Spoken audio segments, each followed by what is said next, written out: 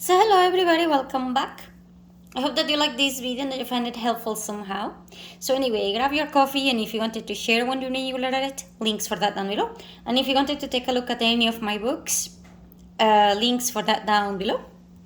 And thank you for your support and your understanding. This is a fiction story. So yeah, I know. I hope that you find it helpful somehow. So anyway, whatever you think is it's like a reality for the character or whatever. Yeah, it's kind of a topic, okay? So anyway, here we go. Okay, so hello. Um, I hope that this recording uh reaches whoever it is supposed to reach. Um, my name is Jeanette. I am old, kind of. I don't feel like it, but anyway. I am here recording this data because I had so many people talk to me today about how much they regret not knowing so many things. So, one of the advantages of being old is that you have a lot of free time.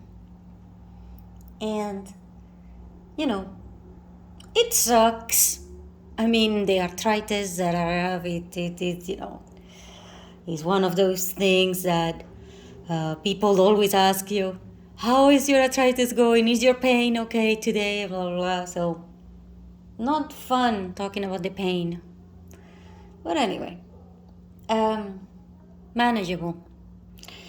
Anyway, I don't have kids. I wish I had them, but unfortunately or fortunately or whatever it is, too old to think about it now. I have helped a lot of women with kids, and I do have niece and nieces, but other than that, not my own. I think I will send this recording to one of them. I just hope that somehow it reaches them. So anyway, like I said, a lot of free time, so a lot of the elderlies are always in the community centers helping people. A lot of us work in the library at one point or another one, but I figured that it was a good job, but at the same time I just figured that being stuck in just one place helping is not necessarily always the same. So I worked as a volunteer for the library. Then I went to the hospital as a volunteer. That one I did not last one day. Too much stress, too much chaos, too many people crying, screaming, and there was a security incident with oh my god, so hell no. Working in a hospital, definitely whatever money they are getting, those doctors and nurses, it's not worth it. There was one guy that was there that day. I talked to him, and he was working on a oil drilling station thing. He said that it was as scary as it can possibly get in your worst nightmares, because there is nothing in that thing except for water all over. And whenever there is a storm, he said that it was insanity level. The fear that you have that thing was going to collapse. It was a nightmare at night, because at night you truly understand what darkness means. And he was there because he broke his arm or something while he was driving or something like that. I don't know what happened. But he said that being in that job was like a walk in the park compared to being in the freaking hospital. He said he was being overbilled, he was mistreated. He said he never felt so many people crying and screaming and panicking, even though that they are not in actual danger, like he was, and stuff like that. So, needless to say, it takes a whole new level for you to volunteer in a hospital. But if you do, you will get a hell of a lot of experience that it's a hellish kind of experiences, okay? I mean, you get, accidents that are stupid, that honest to God, you just want to hit the kid or the people in the head, because you go kind of like, how the hell can you take that, daring contest thing or whatever it is? You're going to lose your arm, or you're going to lose an eye, or you're going to lose this thing just because some random people online told you that you could do it, and now you are getting nothing, and except for the fact that now you're giving out pain for everybody else around in you. And of course, the parents that are divorced are arguing about the kids because it was their fault that the kids, are like this and blah, blah, blah. And you get all kinds of people, all kinds of experiences, all kinds of situations, all kinds of messed up things. Oh my God, don't get me started. So, but I still wanted to feel a little bit of that adrenaline, because I went back to the library, and needless to say, that place is almost like a cemetery. No one goes to the libraries anymore. I mean, only a few people.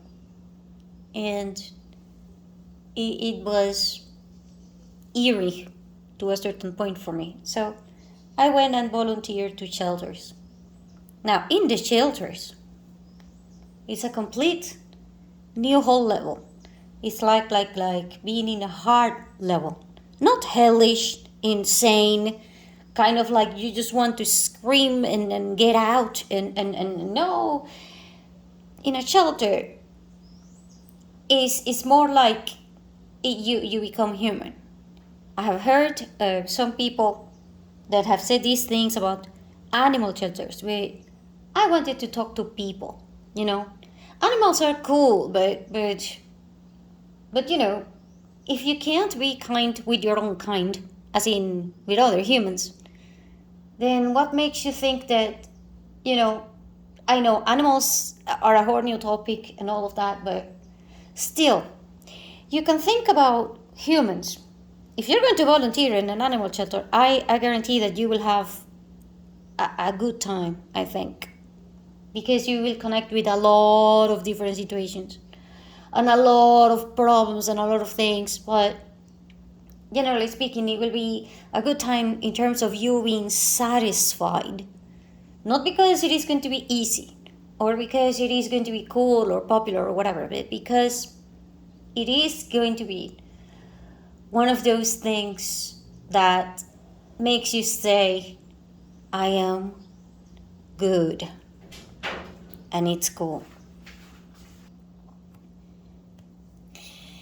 And so, anyway, I went to the shelter, and it was chaotic to a certain point. I mean, not all the time. The hospital is like 24 out of 24, but here it was like rush hour. There were certain times in which the shelter was chaotic, but there are others in which it was kind of cool.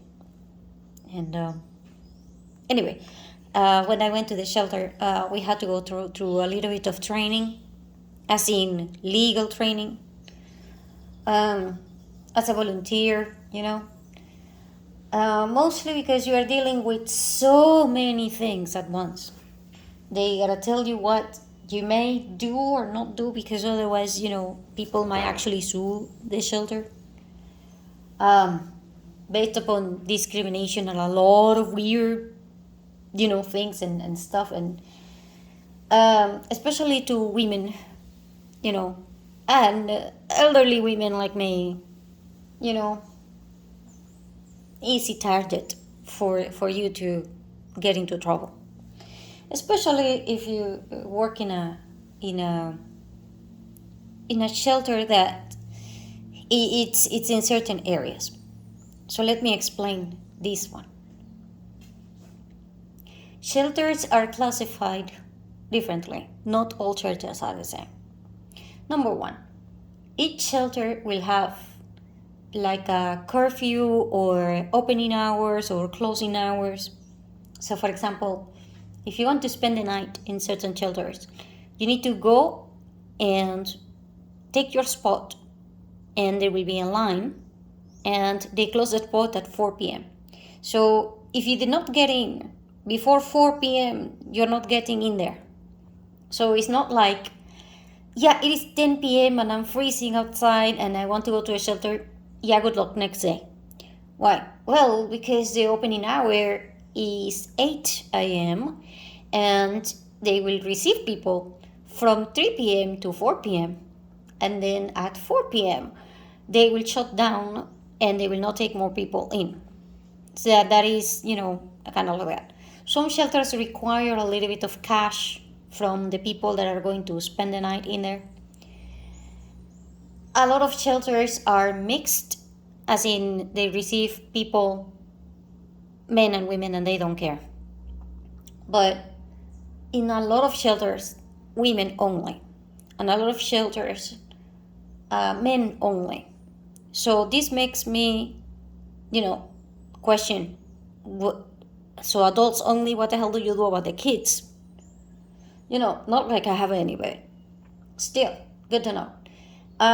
Turns out that if you go to a family shelter, it's an entirely different situation. And the legality of the situation is differently, okay? The reason being, well, when there are kids involved, if something happens to the kid in the shelter might be liable. And therefore, there are a lot of things that are kind of messed up when you're dealing with the kids in shelters. So, for example, if you are with kids and then one of the kids goes to the bathroom and it is assaulted in the bathroom or something like this, then there is a lot of problems. That's why a lot of people will tell you no kids whatsoever. However, the situation changes when you have daughters and moms. See, if you go to a women's shelter, you can go in with your daughter, but you cannot go in there with your son because it is women's only. When you go to a men's shelter, it works the same. Basically, you can get in there if you are a man and you are with your son, but you cannot go in there if you are a man with your daughter. No, you can't, because it's a woman and it is a men's only shelter. The issue arises legally and all of that when you have kids from the LGBT community thing, and then when you have people from the LGBT community thing. Because of course, if you have a women's shelter and then you have somebody from transgender or whatever it is saying that they are women and they're not, and then women don't feel safe anymore, and then they leave, and then there is a fight, and then there is a lot of other issues. So you gotta be extremely careful, and that is why you are trained to talk to the manager, do a lot of things related to this topic, but still it's complicated, okay? So basically, if you go to a shelter, be prepared that people will do anything even, say that they are transgender, even though that they are not transgender. So basically, they can impersonate other people, just because they want to, because usually women's shelters will fill up easier and faster than men's, despite the fact that you're thinking is the opposite, but no. Then there is other issues. So I'm going to tell you right now, if you have kids and you're going to a shelter, don't go unless you really, really, really have no choice. Otherwise, just keep your kids with you and try to go to a car, or try to go to a friend's house, or try, I don't know what you can try. Quite frankly, I don't have kids and I haven't been into a situation, but I just need you to know that if you go in there with kids, it's not the best advice ever. However, here is when you really need to pick the shelter above any other problems that you may face. So basically, you're facing the drama with the LGBT community or whatever it is in a shelter, or even other stuff in a shelter, like people being drugged, or people smelling like if they come from a zombie situation. Whatever. These are the followings. If it is going to be below freezing at night, you don't want to risk it. You don't want to risk being at your car, not with a kid. I do not care how you look at it. The reason being, well, you are with a kid, and if it is freezing outside, that kid doesn't have the same resistance to heat as you do as an adult. Kids and elderly, we have a problem. Well, we have a lot of problems, okay? Compared to adults, okay? I'm talking about my youth, as in when I was, 30 or whatever it was. The number one will be we are slower. So we are slower than you. Don't talk to a 2-year-old. That thing doesn't count. It's like a cheetah. So no, that doesn't count. I'm talking about like regular kids, okay? They are not as fast as you. They will also dehydrate way faster than you, the adult, will. And we, the elderly, we dehydrate even faster than, we breathe and we basically are dehydrated already. So the dehydration problem is insane for elderly, but for kids, it's a topic. And when it comes to handling the temperature for kids, not nearly the same as you handling the temperature for an adult, an elderly, and don't get me started about the problems with keeping warm when you are a baby, okay, or a toddler. Those things, they breathe and they are already cold, and so it's insane. So if you have kids and it is going to be below freezing, go to the freaking shelter. I don't care. Threaten. If I had kids, I would probably do that. By the way, it would probably work. Don't do that, but, just letting you know that if you go out with kids below freezing, chances of they making it not as high as yours. And so, another one will be the same thing, but for heat. Like I said, kids, not like you. Even teens, not like you. And so, if it is going to be too hot, then get to the shelter. I don't care if you have to be there at 1 p.m. for the line, because that thing is going to be closed at 4, and you don't want to be 3 hours or 4 hours in the freaking line. Even though, because it's snowing or because it is too hot or whatever. Yeah, that one is way, way better than you at night in your car trying to do this. I'm going to tell you right now that, unfortunately, kids that stay in the cars will die. a lot of men can testify to this one.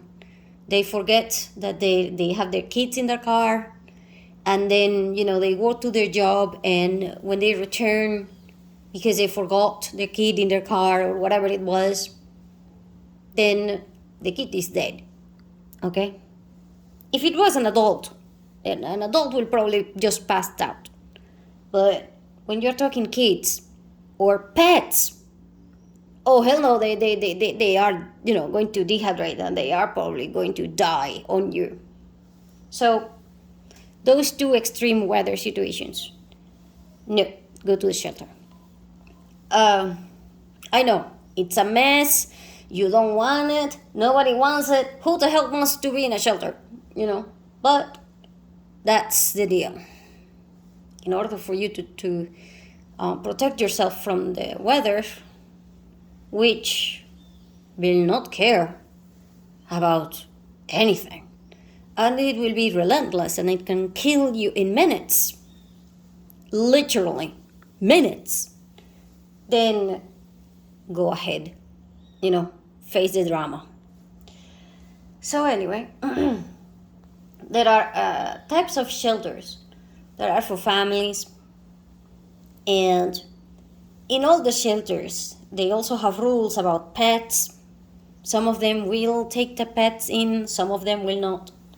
Most of the shelters will not take pets.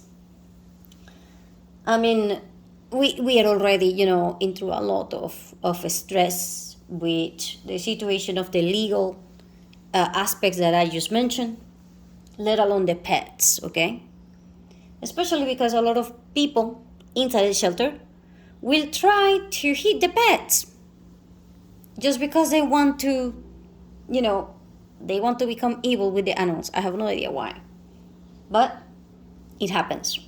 It happens. And so, especially, because people are so frustrated with themselves that they cannot take it with anyone who is above them, so they will take it with everybody who is below them. So, very big deal. So find out your situation. Also, not all shelters will take in especially needed people. Meaning, okay, so let's say that you have somebody who is in a wheelchair and they are mentally ill and stuff like this, and so they should have somebody that gives them medication maybe 2 or 3 hours or stuff like this, either because they have Parkinson or because they have Alzheimer's or because of whatever. The shelters, some of them will not take them in because you are going to disrupt everybody else's, and then because it is very difficult for the shelter's volunteers. I mean, the shelters do not have nurses. Usually, if they have nurses, it's because they are volunteers. But shelters are they are not a hospital. And basically, if you have like a major accident with this person that is having seizures and all of that in the shelter, a lot of people will just say no, and they will just deny entrance with that type of people. So if you have that type of people in your group, you might need to reconsider what are you going to do about that.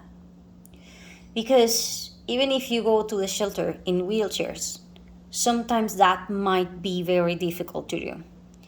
And that is because a lot of shelters do not have the infrastructure for you to just have access to everything with your wheelchair. It's not that they don't want to help you. It's just that their facilities are limited, especially when they are temporary. So let me explain the next type of shelters. There are shelters that are permanent, meaning, okay, so the city lord, the city council, or the townspeople, or whatever it is, they show up and then they decide to set up a shelter for women, and then they build it, and that is a permanent structure. That being said, this means that they will take people from other towns. People will know that this is a reference, it is there, and if you have problems, you can go in there. It's going to go with taxpayers' money. So this one will have a lot of legal things, meaning if you go there because you have wheelchair problems or whatever, you might be able to get access to the services, and you might be able to get, walk around that situation, so to speak. Not that you can walk because you have a wheelchair, but walk the situation. On the other hand, if you have a temporary shelter, like, okay, so there is a war in the neighboring country, and now everybody's fleeing to the borders. So you live in a town that is near the border.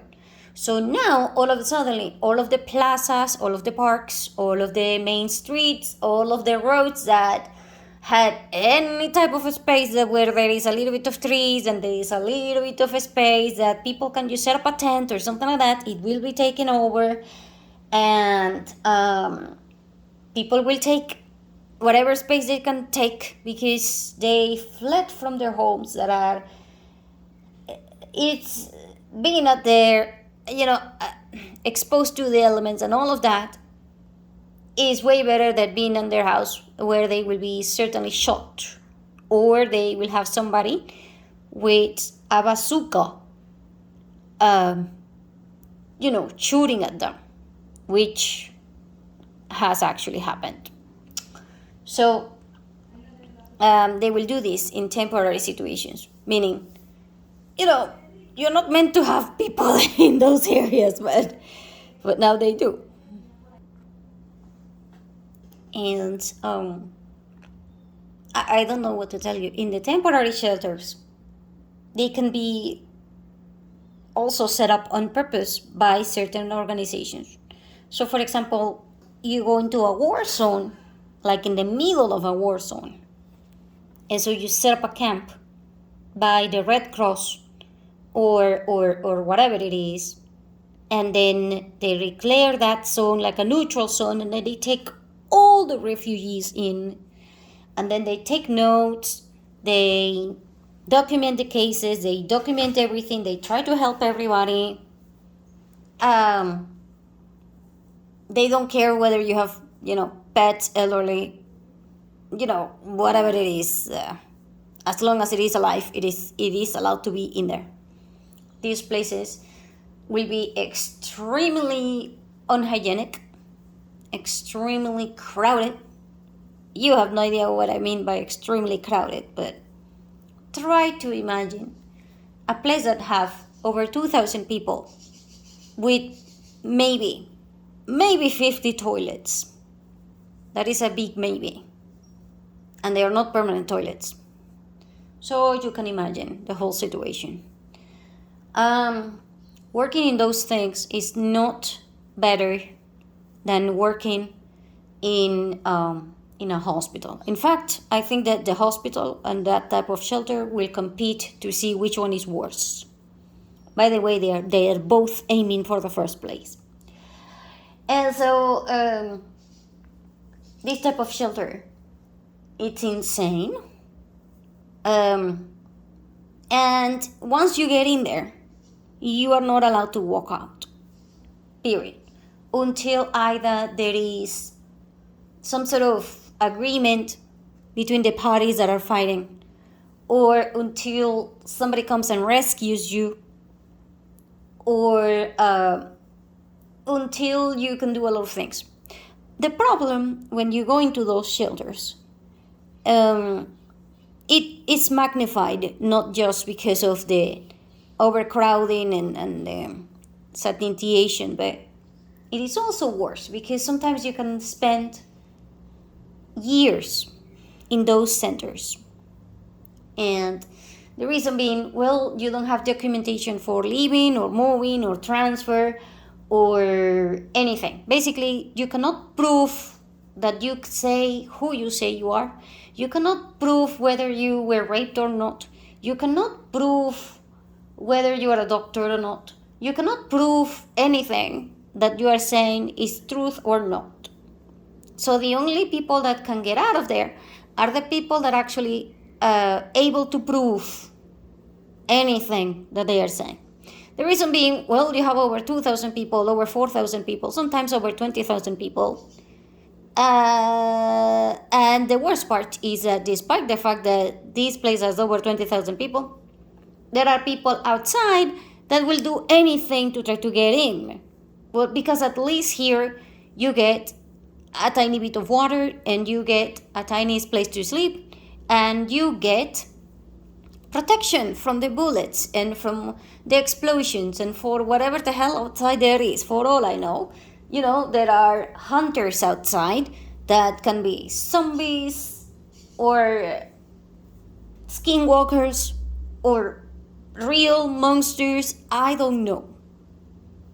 And the thing is, that at least in there will be volunteers, because people will get in there and they will volunteer themselves. And so they will be a little bit of education for your kids. It's going to suck. It's going to be horrible. But at least, there are a lot of organizations that will send out things for you to study with the kids and other stuff, And so there is a lot of things that you can learn from those type of shelters. Fortunately, I never worked in one of those. I only know the stories that other people told me. And so I'm going to continue by telling you that you want to understand the type of shelter that you're going in.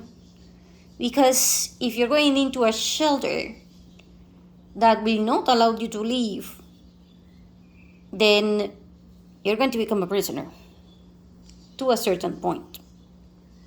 And it can be, beyond mentally draining for a lot of the people that are in those shelters. Because taking documentation and proving whatever it is that you are saying that happened, or whatever it is, taking proof and all of that can take, like I said, years. And so, horrible idea, by the way, to be in those shelters. But try to imagine what are the alternatives. I mean, if you are choosing to live in that shelter, that means that the alternative of size is way worse. So anyway, also, there are special types of shelters which are for mentally disabled or mentally ill people. In these shelters, you might ask for some sort of residency, meaning they will provide you with housing and all of that, but you gotta work. You gotta work a little bit if you are able to do that. And the rent in these places is usually, let's say, about $100 per month. And they will provide you with one shower daily, and they will provide you with a lot of help, because they know that you cannot keep a stable job and a stable anything. So basically, they are teaching you small skills that you can use for making money. So if you volunteer in these shelters, you gotta teach people that are mentally disabled or mentally ill how to make a living with their hands, and how to make a living by doing anything, including but not limited to how to make videos, how to sell things, how to not sure exactly, because I don't work as a volunteer for these type of shelters, but I can tell you right now that it's very, very, very rewarding, and you go case by case. At this point, you need to work with a social worker that is supposed to be on top of the cases, and you have a file, and you may even ask for compensation and some sort of help from a lot of organizations and government if you volunteer for helping these people. Usually they will form communities that are like 10 people living in containers and things like this, in like a small community. And all you need is you get a tiny space that it is separated from other people, because mentally ill people will pick fights like insane. It's insane. Mentally ill people will fight over nothing. And they will literally be fights. That's why you will know for certain that we are mentally ill, all human beings, because we keep fighting with each other all the time over nothing. But these people are like a study case, so to speak, because they go kind of like, you look at me weird, so you're thinking this or that, and then it's a fight, just because that other person didn't notice or something. So there is a lot of people that want to be like lawyers, mediation lawyers, and things like this. They some of them will go there and train in these shelters, because you got a medal between two people that are literally mentally ill, and each is seeing a hallucination or something from the other person that it is not doing that, but the other person is also reacting because they don't know what happened, and both of them are like children.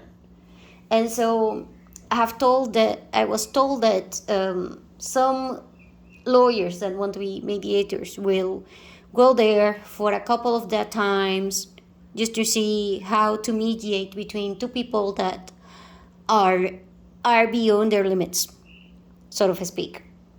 And so, not budging either one, by the way, because when you have mentally ill people, they are very, very, very stubborn.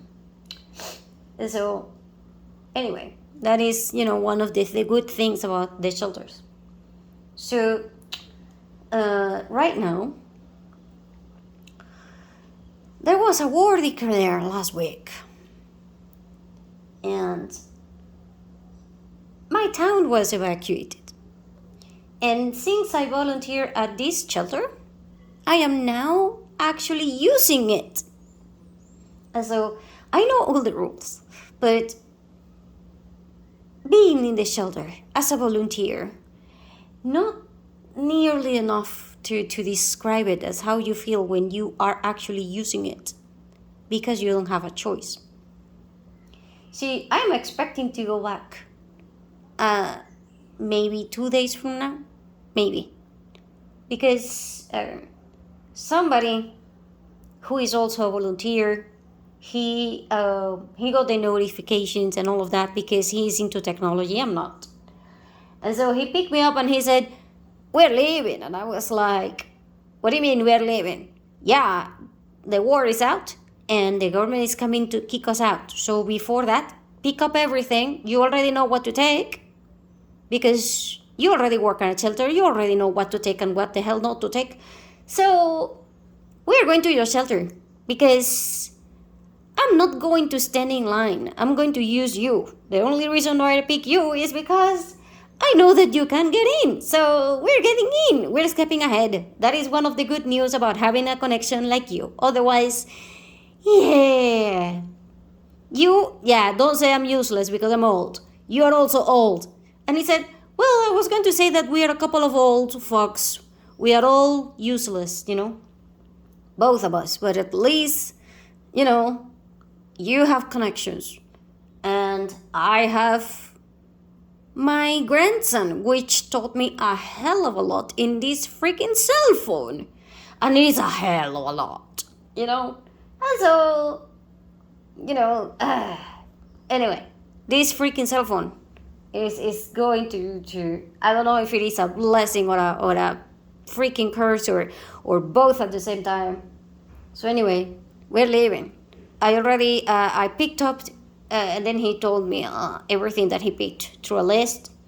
And then he asked, "Okay, so I have a couple of hours, and I need you to check what I'm taking, so that if I'm missing something, you gotta tell me now, because otherwise, by the way, the government is coming in about 3 hours." And then I was looking at him like, "Seriously, 3 hours? Who the hell do you think I am?" "Well, you're not going on a date with me, and you're not going on a date anytime soon. So, and it's true. Who the hell am I kidding, It's not like I'm going to go and be like those type of people that will take makeup and a lot of jewelry and weird stuff to the shelter, okay? So no, I already checked his list, and then we were out, and I was there, even though that it was my free day of the week, and I just told the group that I work with, I'm here because today I'm actually going to stay here, not as a volunteer, but actually I'm going to use the beds for him and for me, not together. And then they laughed and they looked at me kind of like if I was dating this guy. I mean, come on, I'm too freaking old for dating. You know? And there was a time in which, sure, you could just, yeah, but not now. Especially not, especially not in a shelter. Who the hell is going to date on a shelter? But then again, I have seen a lot of love stories that, oh my God, the most amazing love stories that you can possibly hear, real ones, happen in actually shelters and places like libraries. So I guess that I can take my romance intake not from the novels that I read, which by the way I read a lot of those things when I was in the library. And oh my God, it made me want to leave again like I was 19, but I just to smack myself in the head and said, are you stupid or what? Be real, who the hell does that? Just talk to the freaking guy. But anyway, I can't scream at the freaking books. And, but I can't cry, for being so happy, like, oh God, kiss her. And then the freaking I kiss her, and then you're like, oh, I already live in fairy tale, And then you go back, and the smell of somebody vomiting in the end of the aisle, takes you back to reality. But anyway, at least you get your midnight Cinderella elephant, and you get it quite often because, by the way, it's real quite often, Because in the shelter, you will see people that are in their lowest time. And when you are in your lowest, you only have people with you that actually have your back. You in a shelter, there is no pretension anymore. There is no money involved. There is no interest anymore. There's nothing. So all you have is true love kind of thing. Which is a weird topic, by the way. So it's not all horrible, except when you have to clean up vomit, or poop, or somebody pees and poops in the shelter. And the other day we had somebody who actually she was pregnant and she actually broke. She was having the baby, and her water broke in the bed, and so. Yeah, not recommending sleeping in the mattresses. Since I am doing that, then I gotta take the bed protectors. That is one of the things that you learn that you need to have at least like 40 of those things in your car, because if you ever need to sleep on top of one of those things, for all I know they have rats inside. Not that they will actually have rats inside. Come on. The shelters, some of them are cleaner than others. And the ones that I volunteer in, I swear to God, the people that volunteer in shelters, if they have managed to stay more than 1 or 2 days, then they become maniacs about being clean. Because you understand that this is a place that you will stay. And so if it smells, you're not going to take it anymore. And so a lot of people will carry, gallons and gallons of bleach and all kinds of chemicals and all kinds of things. And oh my God, I swear to God, some shelters are cleaner than a freaking hospital ER room or something, And that is because, the volunteers are maniacs. I mean, if you're going to volunteer, most people will be able to do that. So anyway, day 1 in the shelter. Already have the bed sheet protection thing, already have my own pillow, already have my blankets, And I already brought a lot of hot chocolate, cocoa envelopes, things, and packages, things, and all kinds of things so that I can drink hot cocoa while I don't know whether I will read or do something else.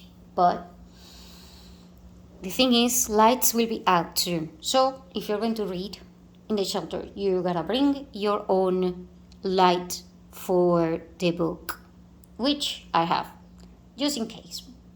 And by the way, thin walls. Oh yeah, I forgot. No walls. So basically, a lot of people will be snoring, screaming, kicking, fighting, arguing, crying, praying. Sometimes they will be talking in their sleep. Sometimes they will be talking just because they are insane, and or too stressed, and they are talking to themselves. And I once saw somebody talking to themselves, and then I asked them, "Who the hell do you talk to?" And they looked at me and they said, "Of course, I gotta talk to myself, because if I don't talk to myself, then how the hell am I going to get out of the problems? If I don't kick myself out of the problems, then what am I supposed to do? Wallow all my life?" And then I'm looking at them like, oh, okay, cool. Never mind. So anyway, don't ask, don't tell. That's kind of like, I know it's supposed to be a city thing, but no, in the shelters it's also kind of like a thing, okay? Don't ask, don't tell, because otherwise you don't want to know what the hell is that thing you're cleaning. Also, you don't want to know what the hell. No.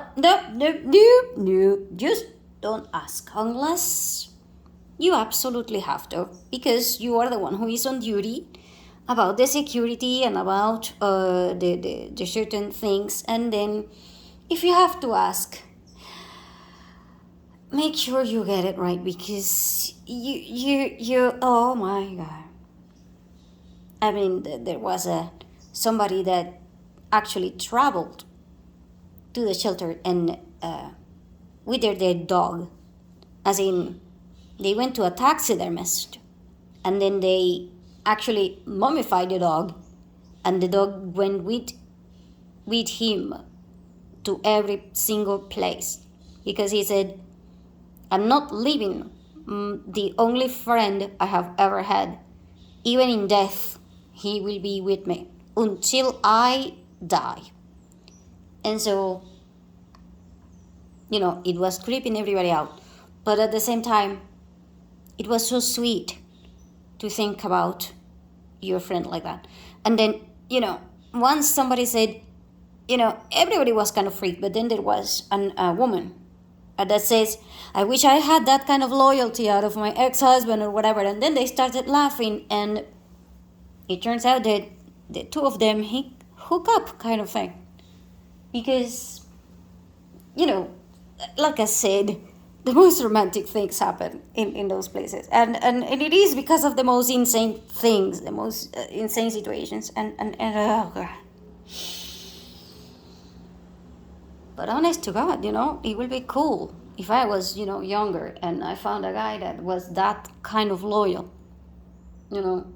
I would probably have kept a lot of things, but not at my age. And right now I'm too tired to even think. So I'm just going to try to sleep. By the way, very important, I have my lavender oil thing. I'm going to put it on my neck. I'm going to put it on my nose, and I'm going to put it on my wrist, and then I'm just going to try to sleep. And then I will tell you all about it later, if I manage to find a second part. If not, then hope these adventures, just doesn't keep you from volunteering in the places that you really want to be.